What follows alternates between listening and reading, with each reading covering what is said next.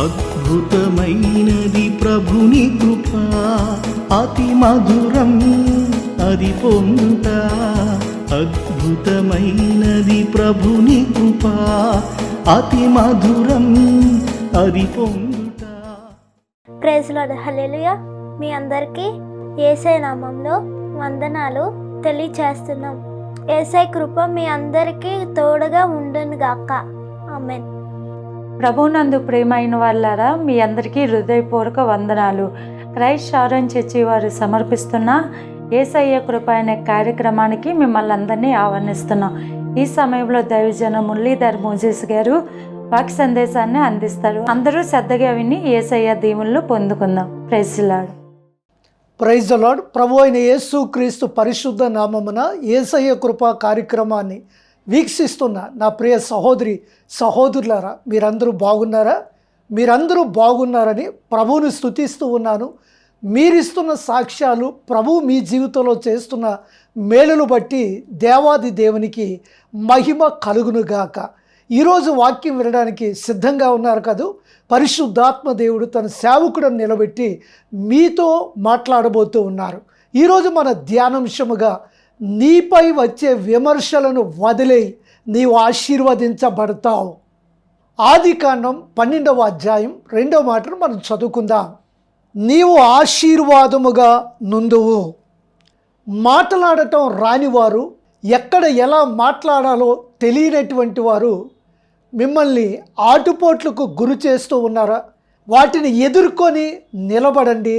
దేవుని చేత మీరు ఆశీర్వదించబడతారు. నిజం చెప్పే లోపు అబద్ధాలతో విమర్శించేవారు ఈ లోకములో ఎక్కువ. అటువంటి వారిని మీరు పట్టించుకోవద్దు. వారి విమర్శల వైపు ఎంత మాత్రం కూడా మీరు చూడవద్దు. అందరూ నడిచినటువంటి మార్గములో కాకుండా దేవుడు నడిపించే మార్గములో, ఒక నూతనమైనటువంటి మార్గములో, దేవుడు అనుగ్రహించినటువంటి మార్గములో మీరు ప్రయాణించండి. మీకు కలిగినటువంటి భయాలు తొలగిపోతాయి. మనం ఈ లోకములో జీవిస్తూ ఉన్నామంటే మంచి ప్రవర్తన, మంచి సాక్ష్య జీవితం కలిగి ఉండాలి. బైబిల్ గ్రంథములో రూతును గూర్చి బోయజ్ ఇస్తున్నటువంటి సాక్ష్యాన్ని మనం చూసినట్లయితే రూతు గ్రంథం 2వ అధ్యాయం 10వ మాటను మనం చదువుకుందాం. అందుకు ఆమె సాగిలపడి తల వంచుకొని, ఏమి తెలసి పరదేశినైన నాయందు లక్ష్యముంచినట్లు నీకు కటాక్షము కలిగినో అని చెప్పగా, బోయజు, నీ పెనిమిటి మరణమైన తరువాత నీవు నీ అత్తకు చేసినదంతయు నాకు తెలియబడెను. అన్యురాలైనటువంటి రూతు సర్వశక్తుడైనటువంటి దేవుని యందు విశ్వాసముంచి నిండు మనస్సుతో తన అత్తను హత్తుకొని దేవుణ్ణి ప్రేమిస్తూ మంచి క్రమశిక్షణతో విధేయత కలిగి దేవునికి లోబడి నిండు సాక్ష్యముతో జీవించినటువంటి రూతును చూచి బోయేజు గొప్ప సాక్ష్యాన్ని ఇక్కడ రూతుకు తెలియజేస్తూ ఉన్నాడు. బైబిల్లో కొందరిని గూర్చి దేవుడిచ్చినటువంటి సాక్ష్యం, నోవాహును గూర్చి దేవుడిచ్చినటువంటి సాక్ష్యం నిందారహితుడని, అబ్రహామును గూర్చి దేవుడిచ్చినటువంటి సాక్ష్యం నీతిమంతుడని, దావీదు గురించి, మోషేను గూర్చి దేవుడిచ్చినటువంటి సాక్ష్యం నా ఇల్లంతటిలో నమ్మకమైన వాడని, దావీదును గూర్చి దేవుడిచ్చినటువంటి సాక్ష్యం అతడు నా ఇష్టానుసారుడని. నా ప్రియ సహోదరి సహోదరులారా, మీ విశ్వాస జీవితంలో దేవుని కొరకు నమ్మకముగా జీవిస్తూ, నమ్మకంగా బ్రతుకుతూ, ఈ సమాజంలోనూ ఈ లోకములోనూ మీరు దేవునికి ఇష్టలుగా జీవిస్తూ బలమైనటువంటి సాక్షులుగా ఉంటూ ఉన్నారా? రూతు విషయములో రూతు యొక్క సుగుణాలను మనం చూసినట్లయితే ఆమె మంచితనాన్ని అభ్యాసము చేసుకొని తన ప్రవర్తనలోనూ, తన జీవిత విధానంలోనూ, తన ఆలోచనలో కూడా ఎక్కడ కూడా తొట్టిల్లకుండా, ఎక్కడ పడిపోకుండా, ఎక్కడ జారిపోకుండా విశ్వాసములో నిలబడి తన మంచి ప్రవర్తనను అభ్యాసము చేసుకొని దేవుని యందు భయభక్తులు కలిగినటువంటిది రూతు. అందుకనే రూతు యొక్క ప్రవర్తనను, రూతు యొక్క విశ్వాసమును, రూతు యొక్క నమ్మకాన్ని చూసినటువంటి బోయజు ధైర్యముగా ఉండమని, ఎటువంటి విమర్శలు వచ్చినా పట్టించుకోవద్దని, విశ్వాసముతో బ్రతకమని, దేవుడే నిన్ను ఆదుకొనునని బోయజ్ ఎంతగానో ఆమెను బలపరిచాడు. రూతు గ్రంథము 2వ అధ్యాయం 12వ మాట మనం చూస్తే, యెహోవా నీవు చేసిన దానికి ప్రతిఫలం ఇచ్చును, ఇశ్రాయేలుల దేవుడైన యెహోవా రెక్కల క్రింద సురక్షితముగా ఉండినట్లు నీవు వచ్చితివి, ఆయన నీకు సంపూర్ణమైన బహుమానం ఇచ్చునని ఆమెకు ఉత్తరం ఇచ్చాను. ఈ లోకములో ఉన్నవారు 2 తెగలు మాత్రమే. ఒకరు దేవుని సంబంధులు, రెండవ వారు సాతాను సంబంధీకులు. దేవుని సంబంధీకులు ఆత్మానుసారముగా నడుస్తారు, ఆత్మానుసారముగా జీవిస్తారు. సాతాను సంబంధీకులు శరీరానుసారముగా జీవిస్తారు, శరీరానుసారముగా ప్రవర్తిస్తారు. దేవునికి అయిష్టంగాను అయోగ్యంగాను బ్రతుకుతూ వారి యొక్క జీవితాన్ని ఈ లోకానికి ఇస్తూ పతనమవుతూ జారిపోతూ ఉంటారు. నా ప్రియ సహోదరి సహోదరులారా, శరీరానుసారమైన మనస్సు దేవుణ్ణి ఎంత మాత్రం కూడా సంతోషపరచలేదు, ఆయనను ఆనందపరచలేదు. ఆత్మానుసారమైనటువంటి మనస్సుతో మంచి సాక్ష్య జీవితాన్ని కలిగి ఉండండి. ఆ దేవుడు మిమ్మల్ని ఆదుకొని ఆయన తన ఆశీర్వాదంతో మిమ్మల్ని నింపుతారు. ఒక సోదరి కన్నీటితో ఈ విధంగా తెలియజేస్తూ ఉంది, అయ్యా నా భర్త మంచి ఉద్యోగస్తుడు, మంచి స్థానంలో ఉన్నాడు, కానీ అతని ప్రవర్తన చూస్తే చాలా చెడ్డగాను దేవునికి అసహ్యంగాను ఉంటుంది. అతడు ఇంటిలోని కూర్చాడంటే మా పిల్లలకి నాకు హడల్. అతని రంగు రూపం మారిపోతూ ఉంటుంది. అతని మాటల ద్వారా, అతడు చేసే చేష్టాల ద్వారా మేము బాధించబడతా ఉన్నాం, గాయపరచబడతా ఉన్నాం, దుఃఖించబడతా ఉన్నాం, నలిగిపోతూ ఉన్నాం. దయచేసి మా కొరకు ప్రార్థన చేయండి అని ఆ సోదరి కన్నీటితో కోరింది. నా ప్రియ సహోదరి సహోదరులారా, భార్య ద్వారా వచ్చినటువంటి సమస్య కానీ, భర్త ద్వారా వచ్చినటువంటి సమస్య కానీ, బిడ్డల ద్వారా వచ్చినటువంటి సమస్య కానీ మీ కుటుంబంలో ఉన్నట్లయితే ఆ సమస్యలు దేవుని చేతులకు అప్పగించండి. దేవుని అద్భుతమైనటువంటి కార్యాలు మీ గృహంలో, మీ ఇంటిలోనికి దేవుని కార్యాలు ప్రవహిస్తాయి. ఆయన అద్భుతాలు ప్రవహిస్తాయి. మీరు కట్టబడతారు, స్థిరపరచబడతారు. మీ ఇంటిలో ఉన్న అసమాధానం, అశాంతి దేవుడు తీసివేస్తారు, దేవుడు తొలగిస్తారు. మీకు శాంతి సమాధానంతో ఆయన నింపుతారు. దేవుడు మన కొరకు ఆశించినటువంటి తలంపులు ప్రత్యేకమైనవి, గొప్పవి, విలువైనవి. ఎందుకంటే మనం అనేక మందికి ఆశీర్వాదకరముగాను దీవెనకరముగాను ఉండాలని అతడు తన సమృద్ధిని మన వైపు ఎప్పుడూ కూడా అనుగ్రహిస్తూనే ఉంటారు. దేవుడు తాను ఏర్పాటు చేసుకున్న వారిని పిలచి, వారిని ధైర్యపరచి, వారికి మంచి అధికారమును అథారిటీని దేవుడు ఇచ్చి వారిని ఆశీర్వదిస్తారు, దీవిస్తారు. బైబిల్ గ్రంథంలో ఒక సందర్భాన్ని మనం చూద్దామా? ఇర్మియా గ్రంథం 1వ అధ్యాయం 4 నుండి 5 వచనాలు మనం చదువుకుందాం. యెహోవా వాక్కు నాకు ప్రత్యక్షమై ఇలాగూ సెలవిచ్చాను, నీవు గర్భము నుండి బయలుపడక మునిపే నిన్ను ఎరిగితిని, నీవు గర్భము నుండి బయలుపడక మునిపే నేను నిన్ను ప్రతిష్ఠించి తిని, జనములకు ప్రవక్తగా నేను నియమించి తిని. ఇర్మియాను దేవుడు పిలిచినటువంటి విధానం చాలా గొప్పది. ఇర్మియా ఏమై ఉండాలో, ఎలాగుండాలో దేవుడు ముందుగానే ఇర్మియా విషయంలో తన చిత్తాన్ని బయలుపరచి ఆయన ముందుగానే ఇర్మియాను సిద్ధపరిచి ఉన్నాడు. దేవుడు సమస్తము కూడా ఎరిగినటువంటి దేవుడు. ఎవరిని ఏ విధంగా నిలబెట్టాలో, ఎవరిని ఏ విధంగా ఏర్పాటు చేయాలో, ఎవరిని ఏ విధంగా ఉంచాలో మన హృదయ రహస్యాలు ఎరిగినటువంటి దేవునికి సమస్తము కూడా మరుగై లేవు, కానీ అన్నీ కూడా తేటగానే ఉన్నాయి. కొందరిని ఆయా సమయాల్లో దేవుడు ప్రత్యేకంగా పిలిచిన విధానాన్ని బైబిల్ గ్రంథంలో మనం చూస్తే, ఆమోసు పశువుల మంద కాచుకొనుచుండగా దేవుడు పిలిచి ఉన్నాడు. మోషే గొర్రెల మందను అరణ్యములో మేపుచుండగా దేవుడు పిలిచి ఉన్నాడు. దావీదు అడవిలో గొర్రెలను కాయించుండగా దేవుడు పిలిచి ఉన్నారు. శిష్యులు చేపలు పట్టుకొని వచ్చుండగా ప్రభువైన యేసు క్రీస్తు పిలిచినటువంటి విధానం ప్రత్యేకమైనది. దేవుని పిలుపు ప్రత్యేకమైనది, విలువైనది, శ్రేష్టమైనది. దేవుడు పిలిచినటువంటి వారిని, దేవుడు ఎన్నిక చేసుకున్నటువంటి వారిని, దేవుడు ఏర్పాటు చేసుకున్న వారిని ఎవరు ఎన్ని విమర్శలు చేసినా, ఎవరు ఎన్ని ఇబ్బందులకు గురి చేసినా, ఎవరు ఎన్ని బాధలకు గురి చేసినా వారిని దేవుడు కరుణిస్తూనే ఉంటాడు, వారిని దేవుడు ఆశీర్వదిస్తూనే ఉంటాడు. దేవుని సంకల్పములు ఉన్నతమైనవి. మనము గర్భములో రూపింపబడక మునిపే మనము ఏమై ఉన్నామో సమస్తము ఎరిగినటువంటి దేవుడు నీ జీవితంలో ఎటువంటి బాధ, దుఃఖం, కష్టం, కన్నీరు వచ్చినా నీవు దేవుని చేత పిలువబడ్డావు, దేవుని చేత ఎన్నిక చేయబడ్డావు, దేవుడు నిన్ను నిర్ణయించి తన కృపలో నిలబెట్టి ఉన్నాడు గనుక నీ మీదకు వస్తున్న ప్రతి శాపాన్ని, ప్రతి బంధకాన్ని, ప్రతి దుఃఖాన్ని, ప్రతి కన్నీటిని, ప్రతి బాధను కూడా నీ యొద్ద నుండి దేవుడు తొలగిస్తాడు, ఆయన తీసివేస్తాడు. దేవుడు ఇర్మియాను ఒక ప్రవక్తగా పిలుచుకొని ఏర్పాటు చేసుకొని దేశములకు, రాజ్యములకు తన సందేశములను ప్రకటించే ఒక గొప్ప ప్రవక్తగా ఇర్మియాను దేవుడు నియమించారు.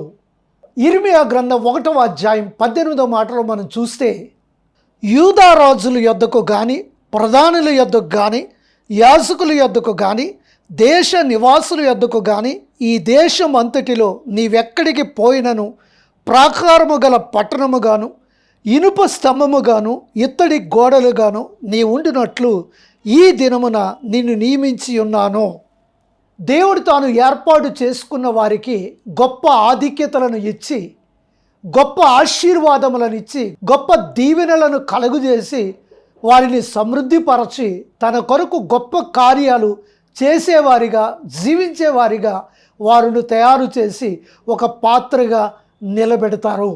కొంతమంది యవనస్తులను చూడండి, చిన్న వయసులో, యవ్వన కాలములో వారి జీవితాలను పాడు చేసుకుంటూ ఉంటారు. వారు ఎందుకు అలా చేస్తూ ఉన్నారని గమనిస్తే, మంచి మంచి పాఠశాలల్లో, మంచి మంచి కాలేజీల్లో అన్ని సౌకర్యాలు, అన్ని వసతులు ఉన్న చోట వారు చదువుకుంటూ ఉంటారు. కానీ వారిని గమనించినప్పుడు, వారితో మాట్లాడినప్పుడు ఆ యవన బిడ్డలు చెబుతూ ఉంటారు, మా తల్లిదండ్రులు విదేశాల్లో ఉన్నారు, మంచిగా ఉద్యోగాలు చేస్తూ ఉన్నారు, మాకు కావలసినవన్నీ కూడా వారు పంపిస్తూ ఉన్నారు, కానీ సంవత్సరంలో ఒకసారి 2 సార్లు అయినా మాతో మాట్లాడడానికి కానీ, మాతో గడపడానికి కానీ వారు సమయం కేటాయించరు.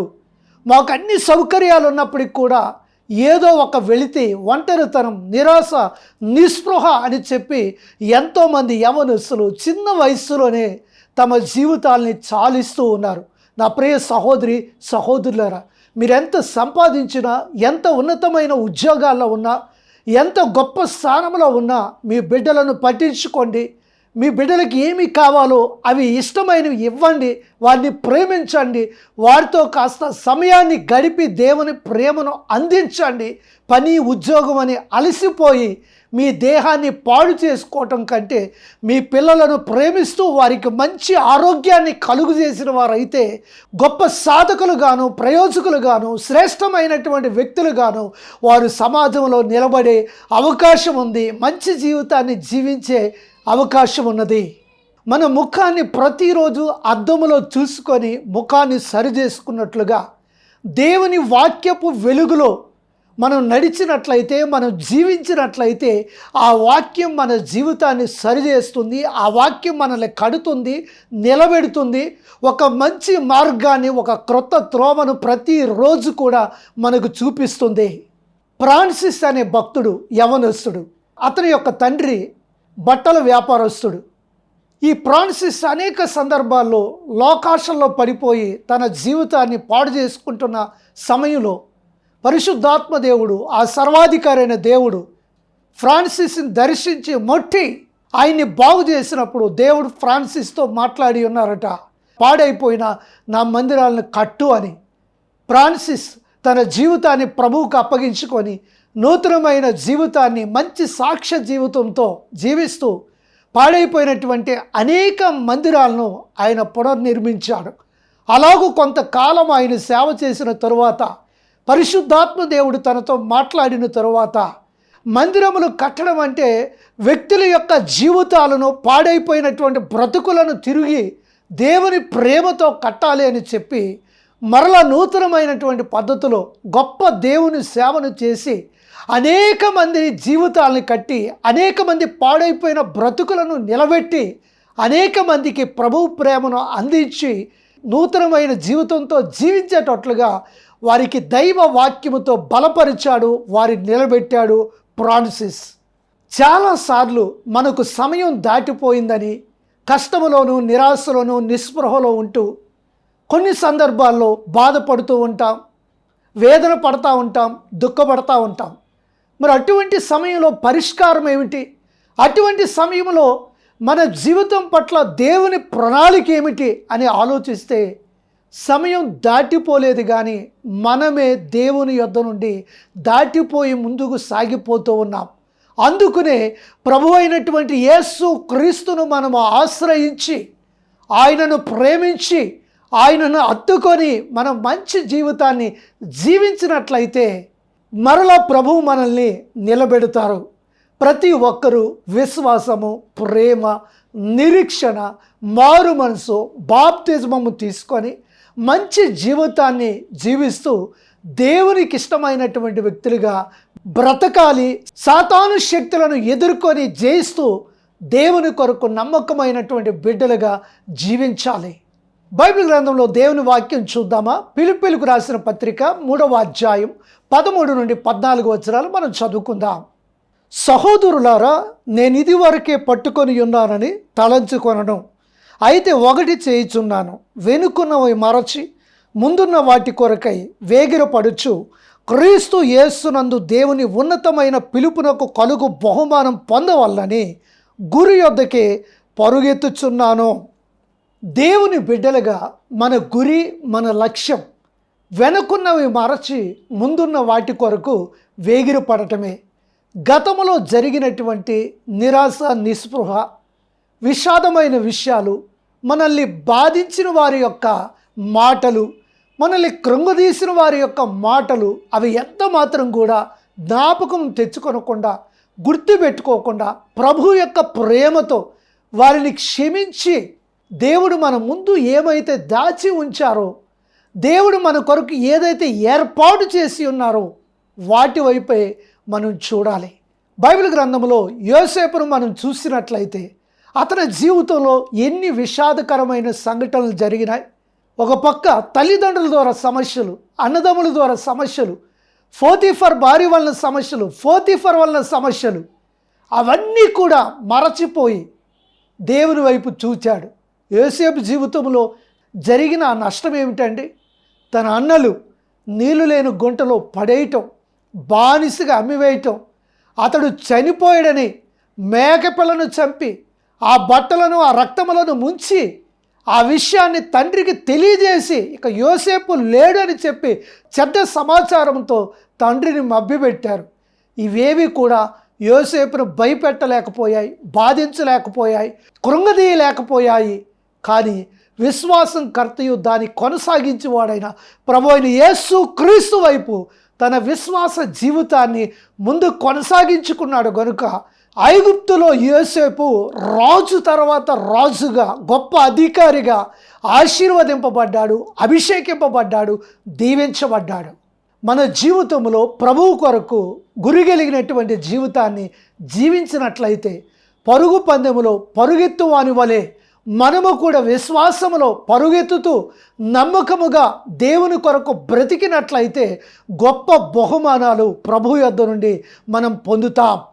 ప్రభు ఉద్దేశించినది పట్టుకున్నంత వరకు మనం పరుగెత్తవలసిందే, ప్రభువులో నడవవలసిందే, ప్రభువులో జీవించవలసిందే, ప్రభువులో బ్రతకవలసిందే. ఆ శ్రేష్టమైనటువంటి బహుమానం మనం పొందే వరకు. కొరింథీయులకు రాసిన మొదటి పత్రిక 9వ అధ్యాయం 24వ మాటలో మనం చూస్తే, పందెపు రంగమందు పరుగెత్తు వారందరూ పరుగెత్తుదురు కానీ ఒక్కడే బహుమానం పొందునని మీకు తెలియదా? అటువలే మీరు బహుమానం పొందినట్లుగా పరుగెత్తుడి. సాధించిన వాటితో సరిపుచ్చుకొనక సాధించవలసిన వాటి కొరకు పరుగెడుతూ విశ్వాసము, నిరీక్షణ, పట్టుదలతో ప్రభువులో జీవిస్తూ నమ్మకమైనటువంటి మంచి సాక్ష్య జీవితంతో బ్రతికినట్లయితే మీ పైకి ఎటువంటి విమర్శలు వచ్చినా, ఎటువంటి శోధనలు వచ్చినా, ఎటువంటి కష్టములు వచ్చినా, ఎటువంటి బాధలు వచ్చినా అవేవి కూడా మిమ్మల్ని ఎంత మాత్రం కూడా బలహీనము చేయవు. ప్రభు మీతో ఉన్నారు, మిమ్మల్ని బలపరుస్తారు. ఆ గొప్ప బహుమానములు పొందడానికి ఆయన ఎప్పుడు కూడా మీకు ఇవ్వటానికి ఇష్టపడతారు. చింత, అనుమానం, దిగులు ఇవన్నీ కూడా అవిశ్వాసానికి గుర్తులు, అపనమ్మకానికి గుర్తులు. ఆ చింత, వేదన, దుఃఖం అంతా కూడా తొలగించుకొని ప్రభువులో జీవించినట్లయితే ఒక నూతనమైనటువంటి జీవితాన్ని ప్రభువు మీకు దయచేస్తారు. ఈ మధ్యకాలంలో ఒక సోదరి ఎంతో చింతతో, దిగులుతో కన్నీరు కారుస్తూ ఉంది. అయ్యా, నా భర్త మా ఇల్లును వదిలి 9 సంవత్సరాలు అయింది, ఇప్పటికీ ఎక్కడున్నాడో తెలియదు. రోజు కూడా పిల్లలు డాడీ ఎప్పుడు వస్తాడని చెప్పి అర్ధరాత్రి వాళ్ళు ఏడుస్తూ డాడీ డాడీ అని కలవరిస్తూ ఉంటారు. అయ్యా, నేను నలిగిపోతూ ఉన్నాను, బాధపడతా ఉన్నాను. నా భర్తను అలాగా అనకుండా నా నోరును కంట్రోల్ చేసుకొని ఉండవలసింది. నేను జారిన మాటల ద్వారా అతని మనసు గాయపరచబడింది, అతన్ని దుఃఖపరిచాను, అతన్ని బాధించాను. ఈరోజు నా జీవితం ఒంటరిదైపోయింది, నా పిల్లలు ఒంటరి వారు అయిపోయారు. మనుషుల యొక్క విమర్శలు పట్టించుకొని నా జీవితాన్ని నాశనము చేసుకున్నాను. ఒంటరిగా నేను, నా పిల్లలు బ్రతుకుతూ ఉన్నాం. మరలా నా భర్త నా దగ్గర కూర్చున్నట్లుగా, నా పిల్లలకు తండ్రిగా ఉండినట్లుగా దయచేసి ప్రార్థన చేయండి అని ఆ సోదరి ప్రాధేయపడి అడుగుతూ ఉన్నది. నా ప్రియ సహోదరి సహోదరులారా, వాళ్ళు వీళ్ళు విమర్శించినటువంటి మాటల ద్వారా బలహీనమైపోతూ ఉన్నారా? కృంగిపోతూ ఉన్నారా? ఎవరో చెప్పినటువంటి విమర్శనాత్మకమైన మాటలు మీ చెవుల్లో పెట్టుకొని మీ హృదయములను దాచుకొని నలిగిపోయి మీ కుటుంబ జీవితాన్ని, మీ బిడ్డల భవిష్యత్తును, మీ ఇంటి వాతావరణాన్ని మీరు కలుషితం చేస్తూ ఉన్నారా? అటువంటి చేదైనటువంటి పరిస్థితుల నుండి, అటువంటి చేదైన బాధల నుండి, అటువంటి చేదైన కష్టాల నుంచి మీరు బయటపడండి. విమర్శలను పట్టించుకోవద్దు, చెడ్డ మాటలను పట్టించుకోవద్దు, బలహీన సంబంధమైనటువంటి మాటలను పట్టించుకోవద్దు. ప్రభువైన యేసు క్రీస్తునందు విశ్వాసం ఉంచి నమ్మకముగా బ్రతకండి. మీరు ఆశీర్వదించబడతారు, దీవించబడతారు. ప్రభు ఇచ్చినటువంటి సమృద్ధితో మీ కుటుంబం కట్టబడుతూ మీ ఇల్లు ఎప్పుడూ కూడా ఆనందముతో ఉండేటట్టుగా ప్రభు తన కృప మీకు చూపిస్తారు. ప్రభువైన యేసు క్రీస్తు చెప్పి ఉన్నారు, నమ్ముటి నీ వల్ల అయితే నమ్మువారికి సమస్తము కూడా సాధ్యమే అని. నీపై వచ్చే విమర్శలను నీవెంత మాత్రం పట్టించుకోకుండా విశ్వాసముతో ప్రభువైన యేసు క్రీస్తునందు నమ్మకం ఉంచినట్లయితే నీవు ఆశీర్వదించబడతావు, నీ కుటుంబం ఆశీర్వదించబడుతుంది, నీ పిల్లలు దీవించబడతారు, మంచి సమృద్ధిలో మీరుంటారు. అటువంటి కృప యేసు క్రీస్తు ప్రభు మనకి అనుగ్రహించును గాక. ఆమేన్.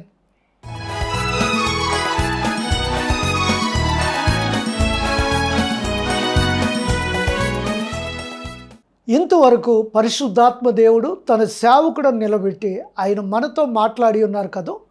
ఈ సమయంలో నేను కూడా మీ కుటుంబంలో సభ్యుడిని. నేను ప్రార్థన చేస్తూ ఉండగా మీ ఎడమ చేయి గుండె మీద పెట్టుకొని మీ కుడి చేయి ఆకాశం వైపు ఎత్తండి. దేవుడు మన ప్రార్థన ఆలకించి మీకు సమాధానం, శాంతి, సమృద్ధి, ఆశీర్వాదం దేవుడు అనుగ్రహిస్తారు. మనం ప్రార్థన చేసుకుందాం.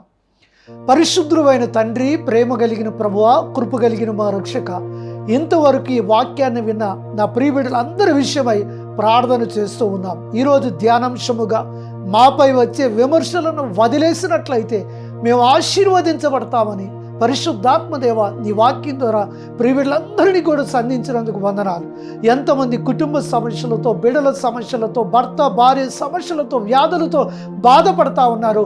యేసు నామమున ప్రియబిడ్డల మీద విడుదల కలుగునుగాక, సమాధానము కలుగునుగాక, సంతోషము కలుగునుగాక. నా తండ్రి, గర్భఫలాలు లేని బిడ్డలకు గర్భఫలాలు దయచేయండి, ఉద్యోగాలు లేని బిడ్డలకు ఉద్యోగాలు దయచేయండి, వ్యాపారాల్లో మంచి లాభాలను దయచేయండి.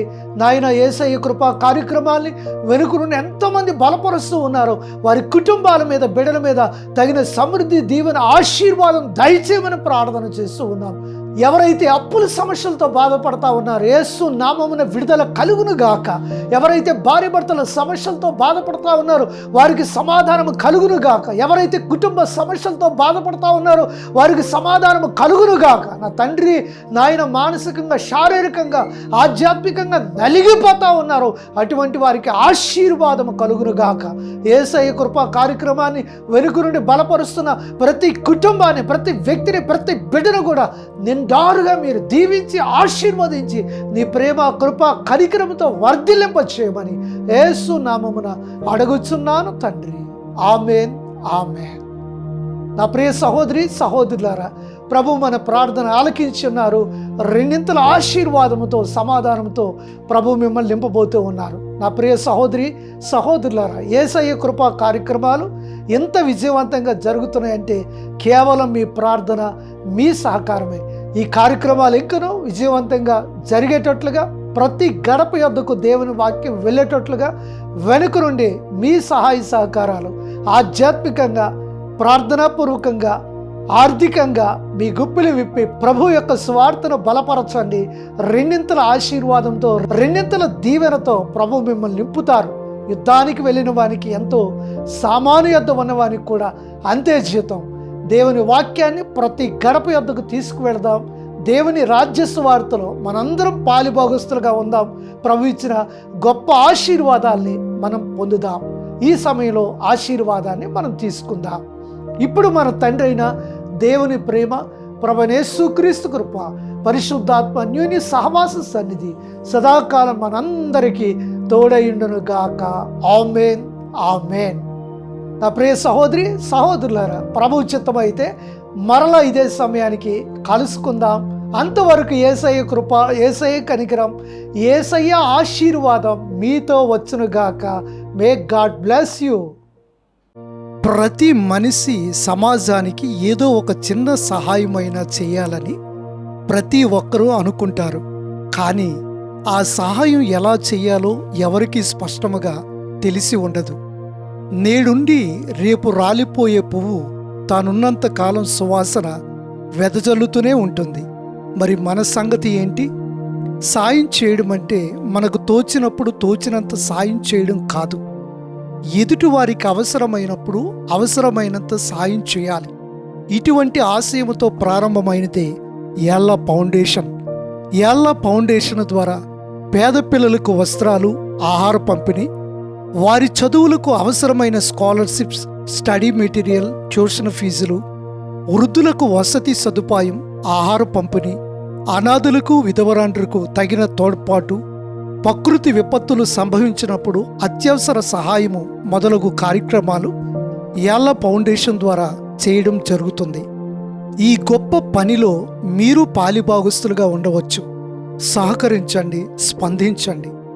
మీ కానుకలు, విరాళాలను యాళ్ళ ఫౌండేషన్ అనే అకౌంటుకు పంపించవచ్చు. Section 80C income tax act 1961 ప్రకారం ఆదాయ పన్ను రాయితీ లభించును. రండి, మీరు పాల్గొనండి. ఈ సాంఘిక సేవలో మీరు భాగస్వాములుగా ఉంటూ సమాజానికి మేలైనటువంటి పనులు చేద్దాం. మన వంతు సహాయంతో అనేక మందిని ఆదరిద్దాం.